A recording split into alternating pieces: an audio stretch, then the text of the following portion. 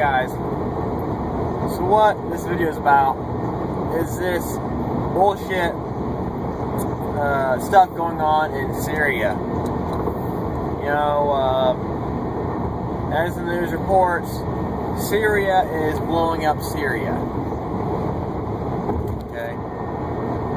Syria is using chemical warfare on their own people. You know, which is bad. It's a horrible thing to happen, and I wouldn't want it here in America.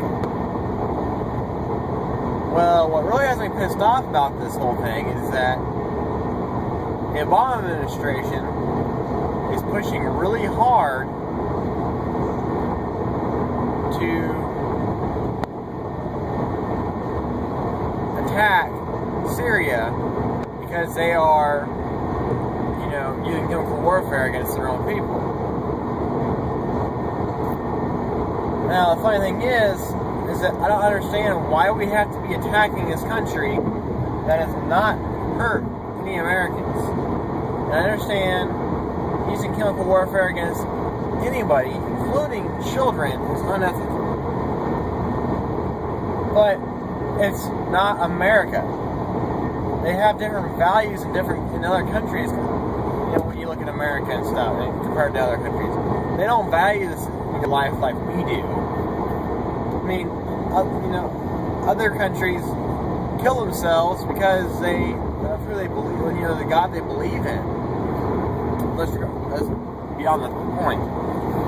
But what I don't understand is why the Obama administration is wanting to push going to war so hard, and not one American has been hurt. You know, when Benghazi happened, you know, Ambassador Chris Stevens, he was killed, and 3 other Americans along with him, and no action was taken. Why? Why not? That was a direct attack on a U.S. embassy, and no action was taken. But now, they want to take action on a country we have no reason to be in. And listening to the news reports this morning, it appears that if we attack Syria, Syria now has the support of Iran, who we know are just a bunch of fucktards and have nuclear weapons and such. And Iran says they will attack if Syria is attacked, which is just wonderful, because not only are we going to attack Syria, but we're going to start a war. We would be starting a war anyways if we attack Syria, a country we don't belong in. But now, since Iran backed Syria, we're going to be screwed in another country. Because what I've heard is that that Iran has plans to bomb embassies and Baghdad and stuff, you know, in Baghdad and wherever else.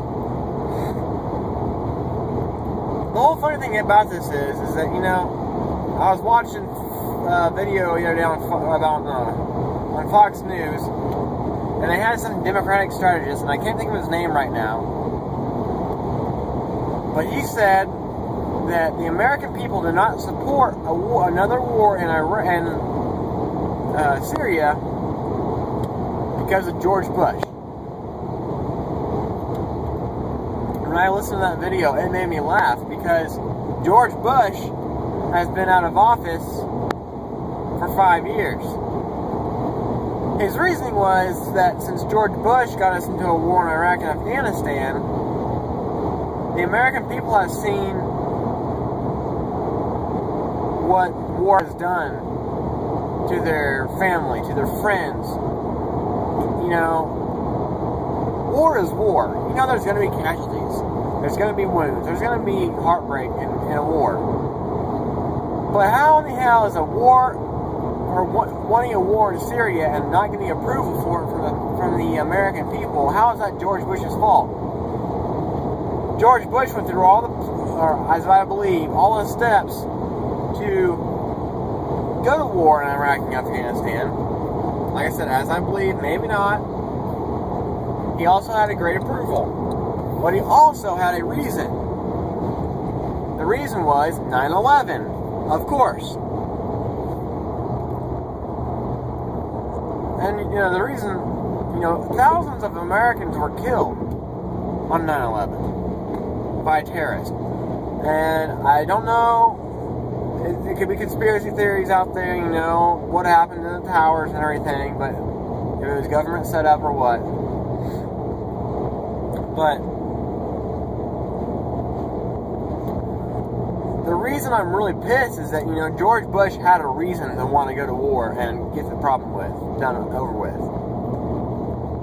Obama has no reason to go to war. Mister, I want to cut the deficit in half, bring the troops home by 2014. He wants to go and start another all-out war. There's no reason, because no Americans were killed. I understand it's unethical, like I said earlier, to kill human beings, but I don't understand in this situation. Now, I was listening to news yesterday that, when al-Assad, I think it's his name, al-Assad, the president of Syria, he took over his dad's seat in 2000. And when he was going through the election, he was promising the people of Syria, these same people we will be fighting if we go over there and supporting, he promised them hope and change, primarily.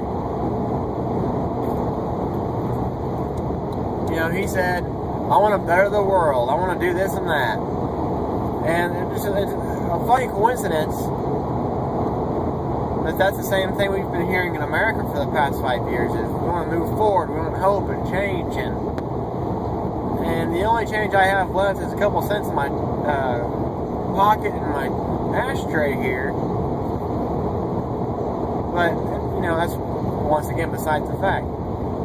But you just have to realize there's no reason to go to another war. The leaders are the same way. And if we do go to war, we are going to be screwed. Especially if Iran gets involved. And, Obama says it's not going to be a boots on the ground mission. It's going to be days, not months.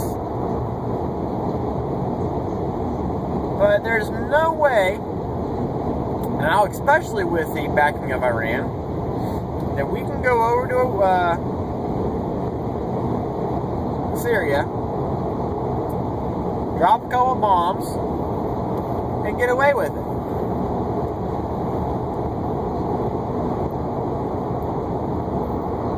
I'm not saying we're going to drop a missile or whatever the bomb be on an unknown area, kill innocent civilians, so now we're the bad guys, and then we're going to get into an all-out war with Syria and or Iran, and have to send boots on the ground, which Obama said isn't going to be a boots on the ground mission.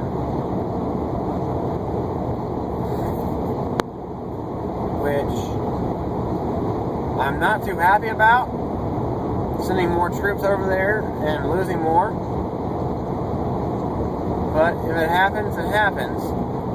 Because, I'm not in the military, but our military men and women, they took their oath. They said they obey the orders of their commander-in-chief. And unfortunately, many of them don't support him. But they have to listen to his orders.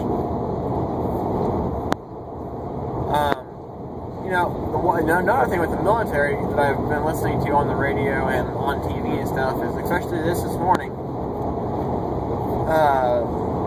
Obama was talking about rethinking the reasons to go to war. Since no Americans were killed, he has to rethink that.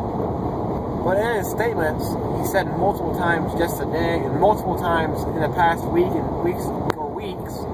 he has said, my military. My military.